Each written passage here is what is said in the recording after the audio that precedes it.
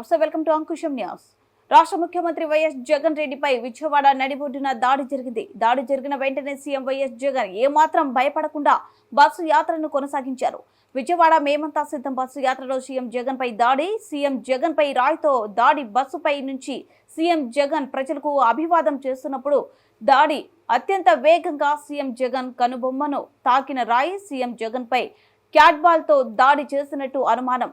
రాయి తగలడంతో సీఎం జగన్ ఎడమ కంటి కనుబొమ్మపై గాయం. సీఎం జగన్ పక్కనే ఉన్న ఎమ్మెల్యే వెల్లంపల్లి ఎడమ కంటికి సైతం గాయం. వెంటనే సీఎం జగన్ కు బస్సులో ప్రథమ చికిత్స అందించిన వైద్యులు. ప్రథమ చికిత్స తర్వాత మళ్లీ బస్సు యాత్ర కొనసాగిస్తున్న సీఎం జగన్. విజయవాడలోనే సీఎం జగన్ కోసం పోటెత్తిన జనం. విజయవాడ సిటీలో 3.5 గంటలుగా అప్రతిహతంగా కొనసాగుతున్న భారీ రోడ్ షో.